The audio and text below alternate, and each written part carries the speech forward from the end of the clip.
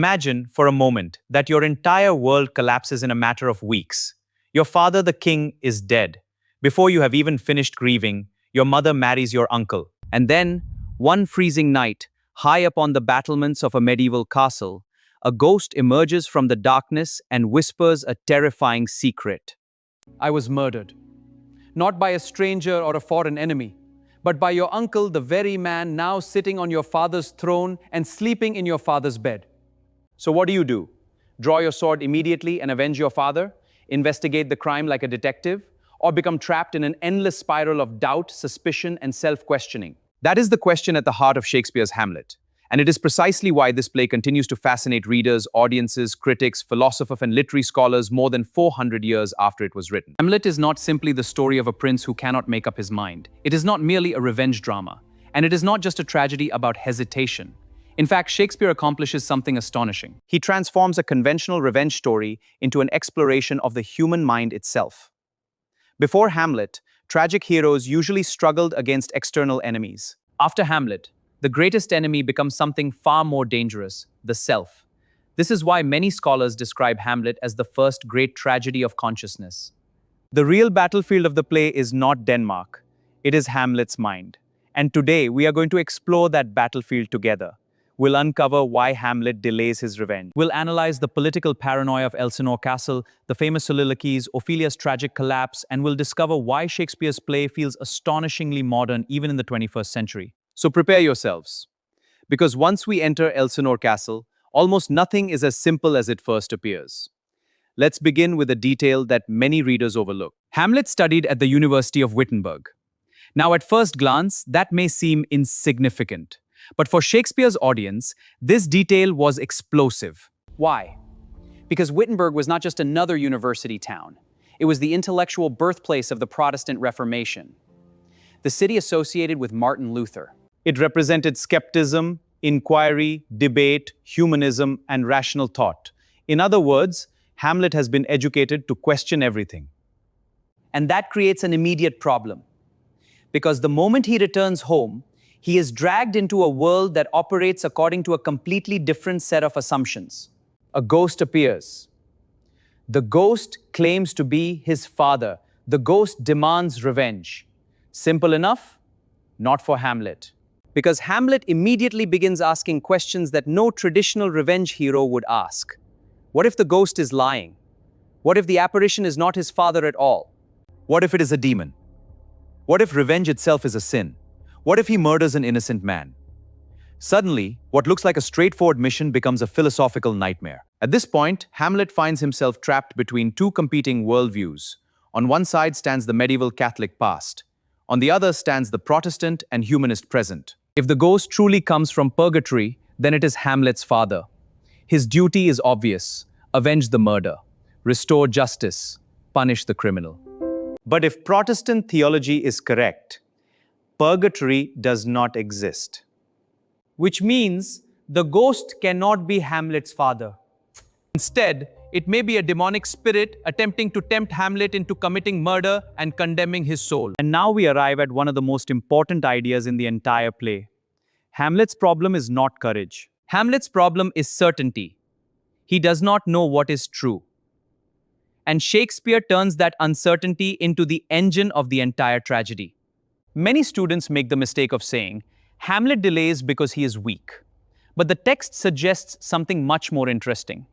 Hamlet delays because he thinks. And sometimes thinking can be more paralyzing than fear. The deeper he investigates reality, the less certain reality becomes. The more he searches for truth, the more elusive truth appears. And that is why Hamlet feels so modern. Because unlike traditional heroes, Hamlet does not live in a world of clear answers. He lives in a world of ambiguity. Now let's talk about one of Shakespeare's greatest achievements, the construction of Elsinore Castle. Most revenge tragedies rely on physical obstacles. The villain is protected by guards. The hero must fight his way through enemies. The conflict is external. But Shakespeare does something radically different. In Hamlet, the greatest obstacle is not a sword, it is observation. Everyone is watching everyone else. Think about it. Polonius spies on his own son. Claudius spies on Hamlet. Rosencrantz and Guildenstern spy on their childhood friend.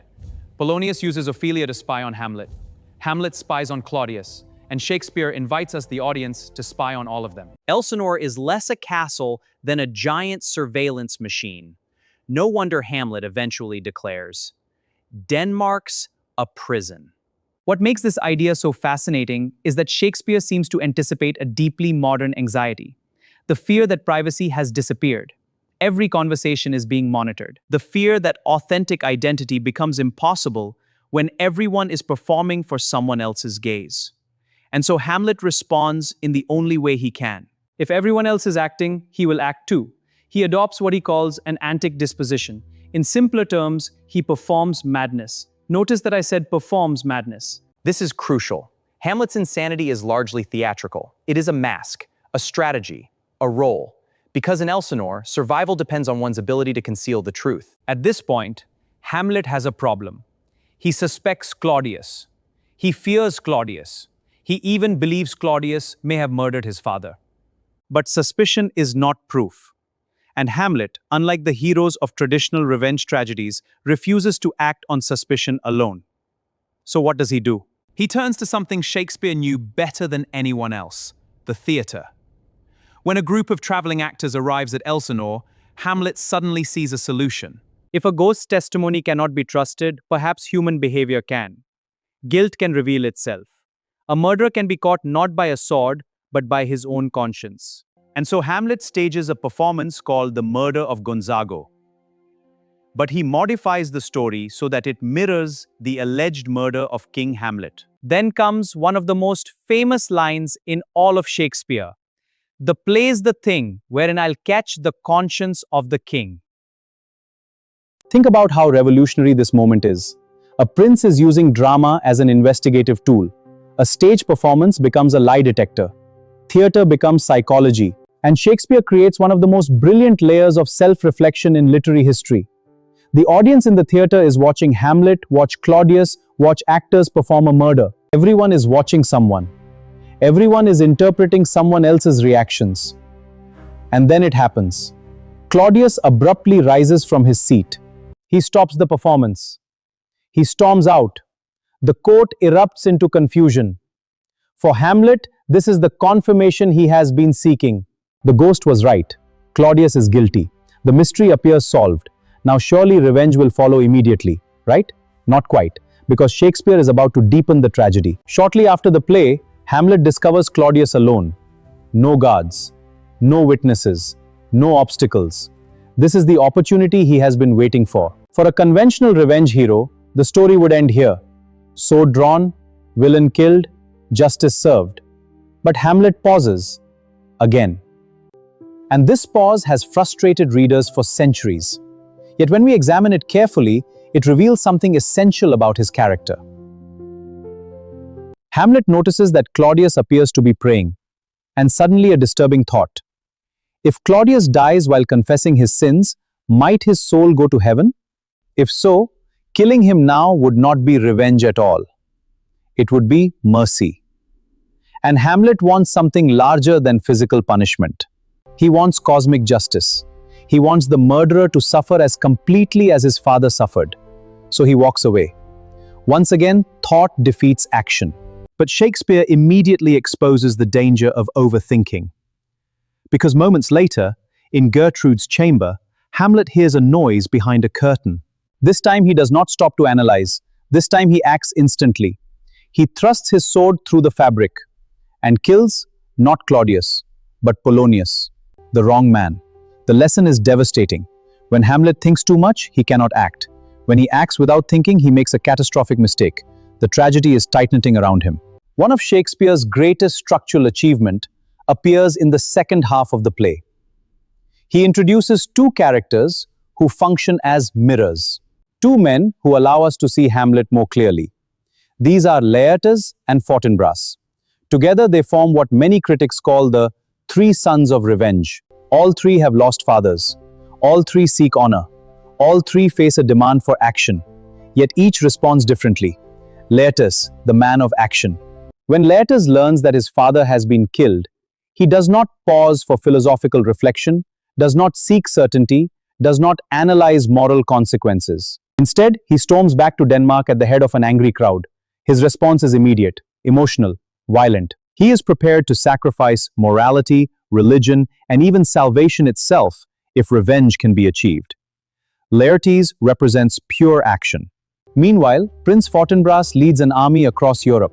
His objective is almost absurd: a tiny piece of land, a frozen patch of territory worth very little. Yet he pursues it relentlessly because it symbolizes honor. Fortinbras channels grief into disciplined political action. And then we have Hamlet, the thinker, the philosopher, the observer, the analyst, the man who continually asks, what is the right thing to do? Placed beside Laertes and Fortinbras, Hamlet suddenly appears very different.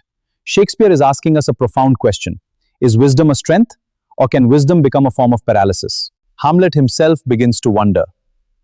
Watching Fortinbras's soldiers march toward danger, he becomes painfully aware of his own hesitation. He realizes that while others are acting, he is still thinking, still questioning, still searching for certainty. And yet Shakespeare never gives us an easy answer, because blind action creates disasters, but endless reflection creates them too.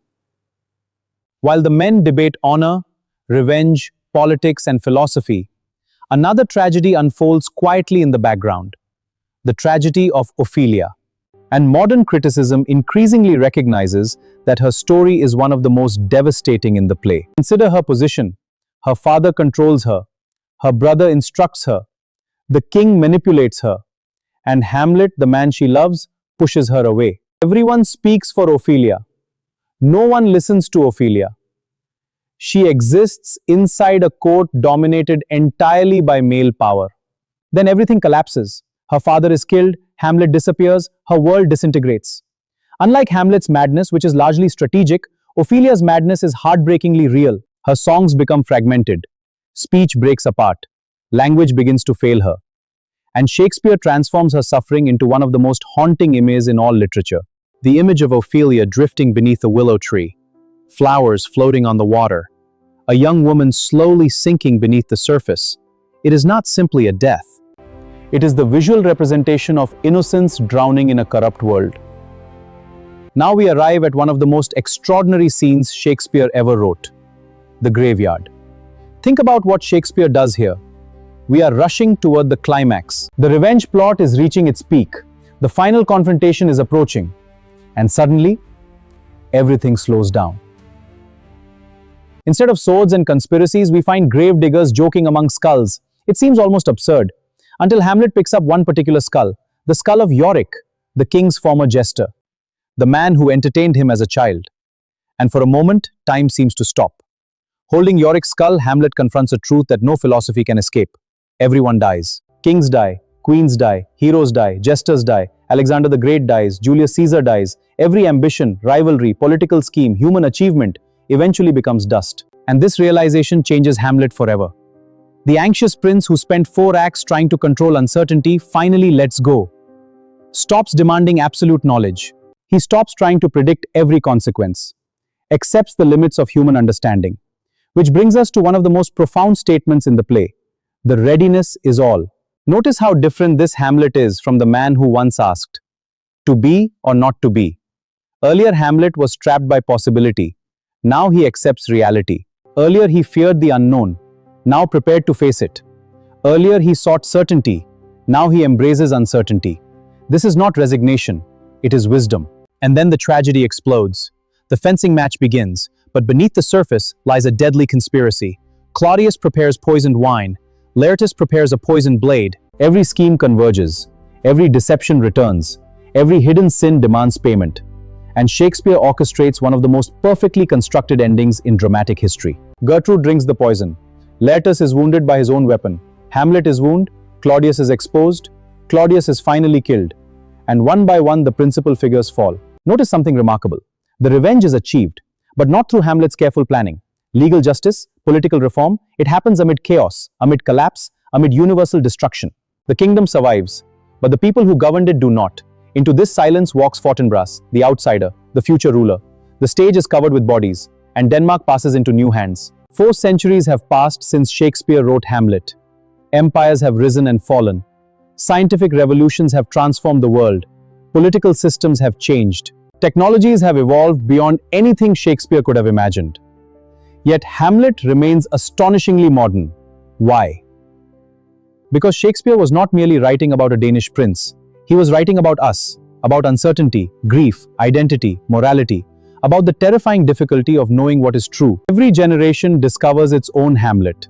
The Romantics saw a poet. The Victorians saw a moral thinker. Freud saw the unconscious. Existentialists saw the absurd hero. Modern critics see surveillance, power, gender, and ideology. The play refuses to stand still. It changes because we change. And that may be Shakespeare's greatest achievement. He did not create a puzzle with one solution. He created a mirror in which every age sees itself. So let me leave you with the question that has haunted readers, actors, directors, and scholars for more than 400 years. Was Hamlet's tragedy that he thought too much before acting? Or was his tragedy that he lived in a world so morally complex that no action could ever be entirely right? Perhaps that is why the play continues to fascinate us. Because Hamlet's dilemma is not confined to Elsinore Castle. It is the dilemma of every reflective human being. How do we act when certainty is impossible? How do we make choices when truth is unclear? How do we live knowing that every decision carries consequences we cannot foresee? Those questions remain as urgent today as they were in Shakespeare's time. And that is why Hamlet is not merely a masterpiece of Renaissance drama. It is one of humanity's greatest explorations of the mind itself. If you found this analysis helpful, do share it with fellow literature students, and I look forward to seeing you in our next lecture on another great work of literature. Until next time, keep reading critically and thinking deeply.